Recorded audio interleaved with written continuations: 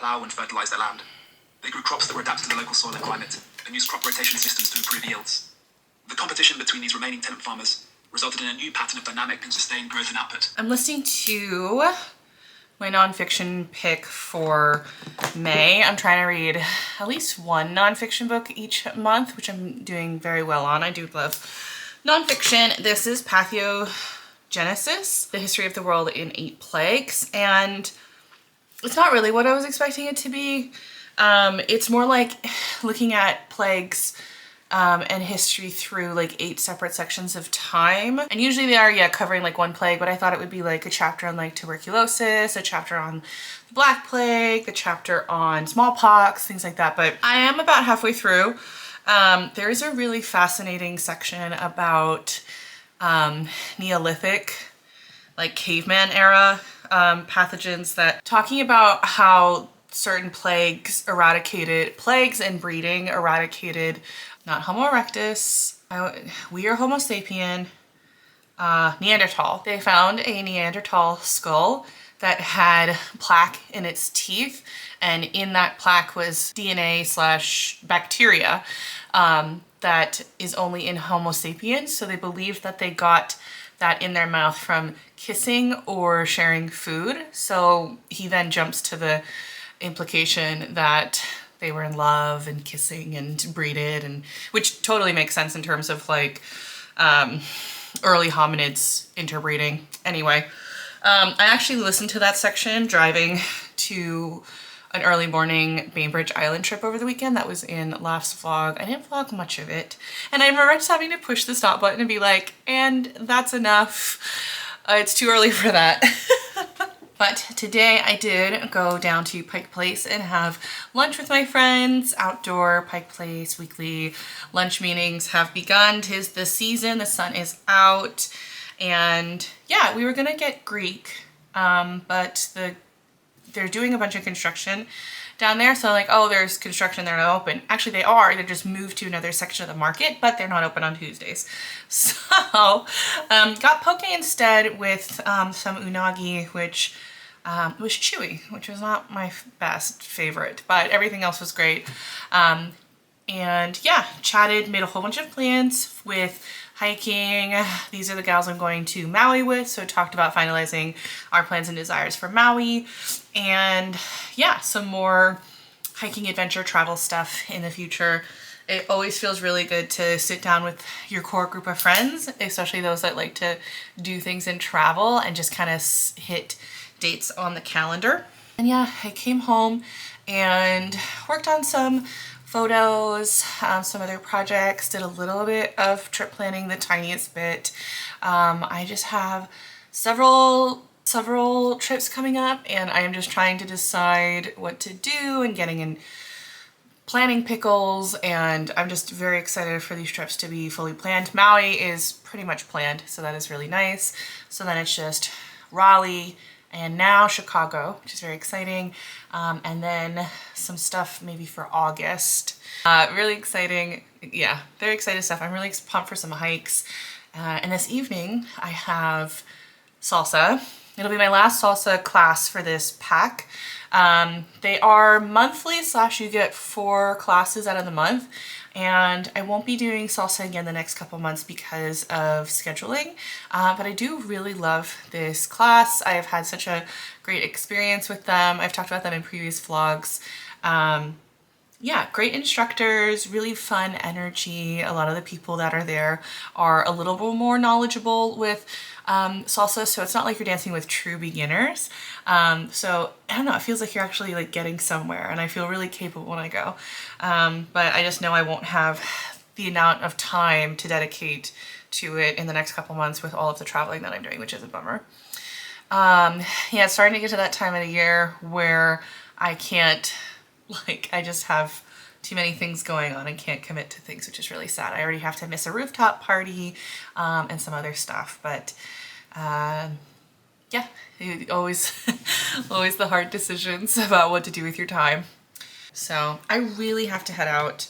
I really have to head out and head to salsa. Oh, and then I'm probably gonna shoot sunset afterwards, but like I really have to head out to salsa. 5, 6,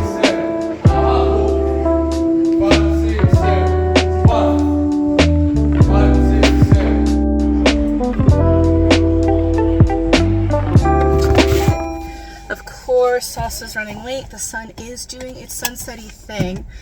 I'm going to go head to the waterfront because I am in the south. Ugh. I should make it. No.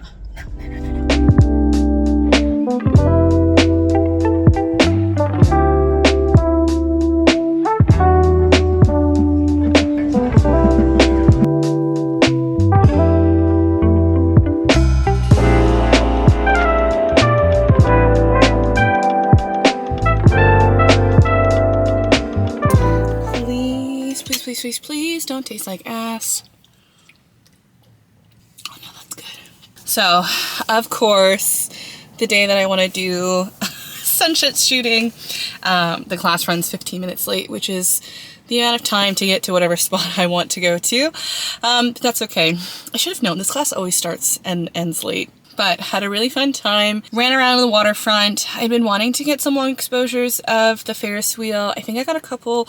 My tripod was in the trunk, but I was like running to try and catch sun. So I just took some long exposures like on the ground, which I think kind of worked out for like one of my shots. So I don't know where would have been a really good spot for this sunset. I was debating on like this side or to head over to West Seattle because it was about the same amount of time.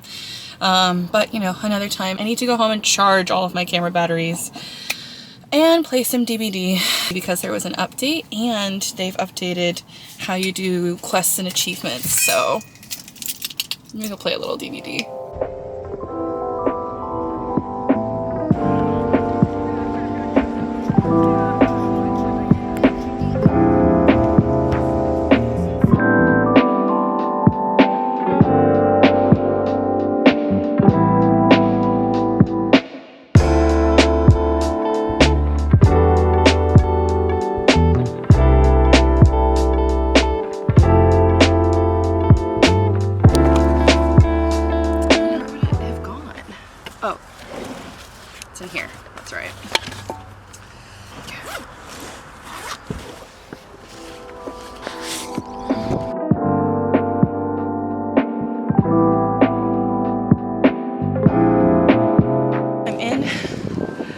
West Seattle at a park I thought about coming on Tuesday for sunset, and I think we're gonna get something really good today. I don't know why I'm out of breath, my goodness.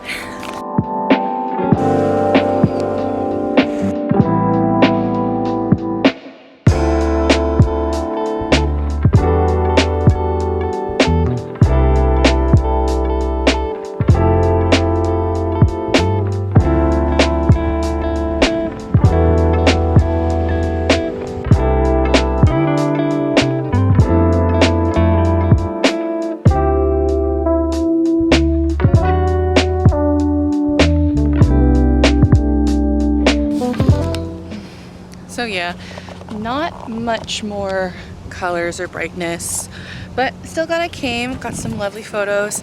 Always great to come to like a new, fun, different kind of park. This is such a good spot. I haven't been here in years. I took some portraits here several years ago, like maybe even pre-COVID, like a long time ago. And this is a really, really beautiful spot. I would love to do sunrise here, to have the clouds go above the skyline. But let's walk to the car before it gets too dark here in this park. It is a little bit of a walk, the tiniest little bit of a walk to the parking lot. Back in the car. I am so ready to be home. I've been up and at it since 4 a.m. I had a shoot from 6 down south, and that was great. And then I got to visit with my dad a little bit. But yeah, just very exhausted. But I knew I wasn't expecting it to be any sort of decent sunset for tonight.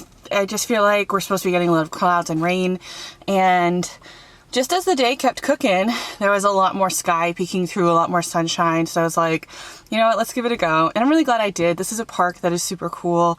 Like I said, I would love to do sunrise, depending on the time of year or whatnot. It'd be really great to have the sun come behind the skyline. The last time I did shoot in West Seattle, the sun came out really south of the skyline. So I need to find some sort of app that like will tell me the positioning of the sun based off of locations, or like its pattern, its path. I have to remember this park because I do really enjoy shooting from West Seattle to get that really nice elongated skyline shot, but there's always a barge in the middle, just stationary, plop there. But from this vantage point, there isn't. And of course there could be, depending on when you go, but I feel like every time I go, there's just always some big barge plopped in the middle, just like in the way of my shot. I will say it is very interesting. It's May 10th and all this week and even today, driving by the shipping loading docks, the shipyard, it's just empty. There's a ferry that I imagine is being maintenanced on, and I don't see any cargo ship at all. No ships in Seattle. No ships, no cargo ships in the bays, in the waters. A couple sandbar. Well, there looked to be one sort of cargo ship just kind of hanging out there like a barge, and then a sand barge. There's always like a sand or dirt barge there. I'm really glad that I had enough time to not rush, because I did get perfect golden hour, which was the brightest before the sun came down behind the hill. And it was much nicer compared to Tuesday when I was rushing. So this was the other place I was debating on going, and I honestly don't think that would have worked either because of just how it was much cloudier on Tuesday. But in the endless pursuit of excellent Seattle photos at sunsets and sunrises, but now we're getting into the late sunsets, early sunrises portion of the year.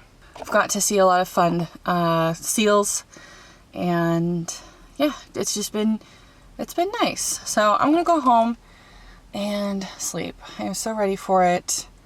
I don't even think I have enough energy to play DBD. I think I just might head to pillow, man. And then tomorrow I'm hoping for a hike. So we'll see how that goes. I am quickly getting ready for a little Sunday sunshine before the rain comes in. The initial plan, because I had free time, was to do a hike today, but it looks like that we're gonna be getting rain everywhere by noon. Even though it has been such a beautiful sunny morning, it looks like it'll be quite rainy the rest of the day. And I think we were gonna try and do Rattlesnake because I have a hike and some other plans coming up, and I just really want to be practicing hiking and getting back into fitness and having enough strength for it. So yeah, the goal was Rattlesnake, but on the top of Rattlesnake, it is quite rocky and slippery, and also like you go up a mountain, like you want to kind of see like everything and not have it be covered in clouds or whatnot. I do have a rainy hike planned for next week because it looks like next week is just going to be a crap ton of rain, which is so funny because I was listening to I found a TikTok of a dude, and he was like, don't y'all be fooled about all the sunshine here in Seattle. This is fall spring. And I'm like, we already had fall spring. It's been sunny for like a week and a half. It's here to stay. Nope. Which is fine. How could you forget like doing really rainy, wintry-esque hikes in like June and July? Like, I did Haybrook Lookout, and that literally looked like classic rainy PNW vibes. And that was like mid-June. Just gonna let the sunscreen sink in. I have gotten sunburnt over the past week. I think I talked about I went to Pike Place last week for lunch, and I definitely got sunburnt on the shoulders here. I really need to be a lot more careful with it. I was just looking at myself all day yesterday, and I just felt like I had these big pink patches here, and today not so much, which is great. I would like to do some skincare this evening to help because yesterday I was just not feeling it. Today I am. I honestly think I was just sleep deprived. Just need beauty sleep. But instead of hiking for today, I'm getting ready to head to Pike Place. My husband still wants to do something fun today, as we should. And rain or shine, heading downtown and to Pike Place is super fun. Get a coffee, walk around. There is some construction at Pike Place, which means that there aren't any cars, which is very exciting. So technically the car ban through Pike Place is temporary, and once the construction is done, regular people will be able to drive their cars through. But I'm hoping that this will be such a delightful, you know, change that people have been asking for years. That little street, it makes no sense that there should be cars on the regular driving through. Like, it's unpleasant for cars to drive through it. It's unpleasant for pedestrians. Like, nobody likes it, and therefore it should really be dedicated to foot traffic, of course, except for vendors, drop-offs, and you know, handicapped or disability parking and access and all of that stuff. But I don't know why anybody thinks that, oh, let me just drive through Pike Place. All right, and that's the look. I'm gonna bring a jacket or a long sleeve for once it starts raining. Yep, I can already see the sun is leaving us for the week, but let's go to Pike Place and get a coffee and, I don't know, see what else we can find.